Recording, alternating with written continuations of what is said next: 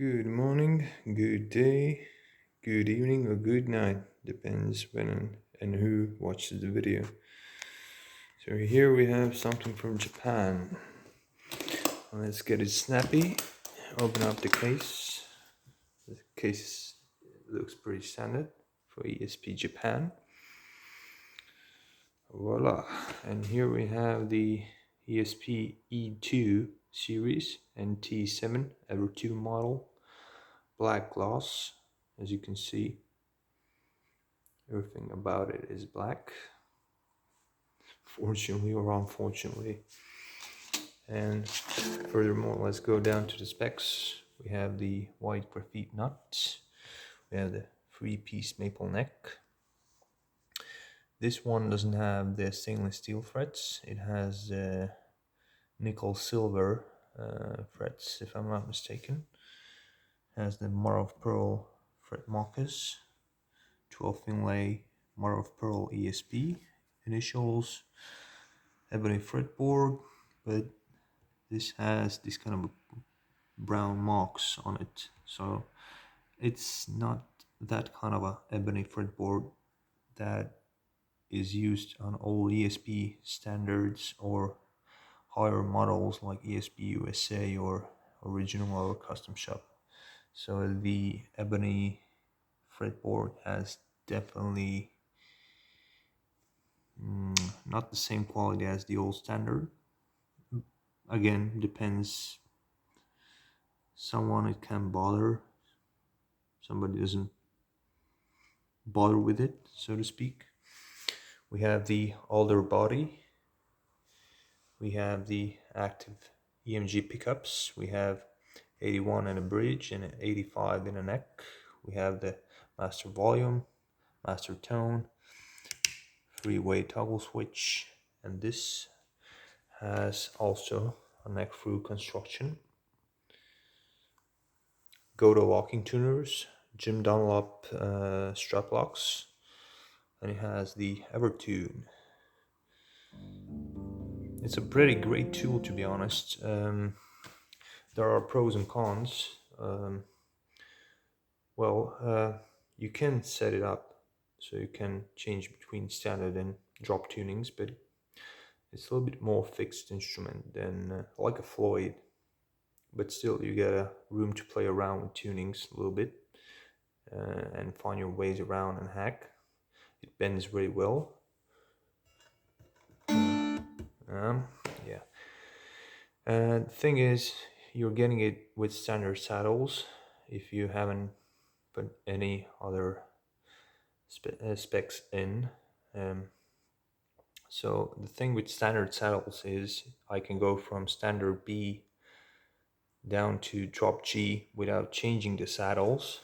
If I want to go to drop F tuning, for example, which I did, I managed to down tune from drop G to drop F the 7th, 6th, 5th, and 4th string, but the 3rd string, for example, couldn't be down tuned because I ran out of turns here. That means I need whether a high tension saddle or a lower tension saddle if I want to go lower, and I don't know about these two, so I need to change like 1 or 2 saddles or maybe 3 saddles to fully play and drop F tuning. So if you know exactly what you want from Evertune, it's a great tool because it saves you time in a studio, or it saves you time when you're out on a tour gigging. So it's definitely a comfortable and smooth thing to have. I'm not saying that it should be the only instrument. You can use an instrument without Evertune. The second thing is you still need to be aware that you're putting the right thickness as a 7th string, as a 6th, because for example, if I want to play in a drop G tuning and I'm gonna put here a 62, I will still have intonation problems, meaning that the Evertune itself keeps the string locked, but when you hit the string, you're gonna hear like it's like going sharp.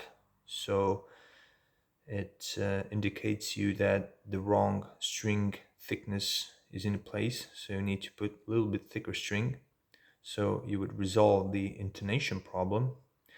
And basically that's it, because this is a lock, and even when you're gonna have intonation problem, the lock won't save the problem, so you need to put a little thicker string, and that will resolve the problem. Doesn't mean that if you have Evertune that you can put, like, drop sheet tuning, like, I don't know, 58 or 60, it will be too thin string, and you will hear the intonation problems. So keep that in mind when getting an Evertune.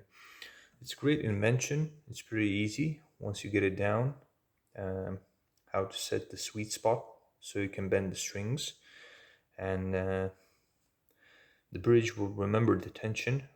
When you're not changing tunings, you have the exact same tuning in place. So yeah, it's a pretty good and decent instrument, I would say. The scale length here is 25.5. It's not a baritone length scale, but it handles tension very well and it plays very well. So it's very comfortable to play solos with 25.5 scale length compared to 27. So that's why there are multi-scales, meaning that thinner strings are within the shorter scale length, like 25.5, and the lower strings are in the 27 or 28 scale length. So there is a difference between 25 scale length and 27, that's for sure. But this guitar handles everything pretty well. But again, it depends on individual and her preference, what a person needs. Somebody doesn't want to have 25.5, somebody needs to have 27, somebody needs to have 28, somebody needs to have 30, so on and so forth. So yeah, it's pretty solid and decent instrument. I don't have any issues with that, any problems. The E2 logo doesn't bother me because in the past there was an ESP logo. I don't think there are problems with quality or anything. I personally am satisfied with this instrument, made in Japan. Totally fine, totally okay. No issues, no quarrels. So yeah, this is an Evertune model. So it's very good if you have your tuning in place. But if you like to play with tunings and switch constantly, it will be not the most comfortable instrument. It's better to then get hip shot bridge or hardtail or tunematic, depends on your preferences, or recessed tunematic. So yeah, that is that. So I wish you again all the best.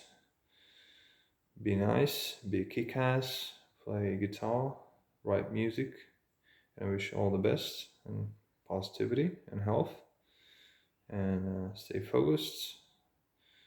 And what the hell I can say more? All the best. Yeah, cheers.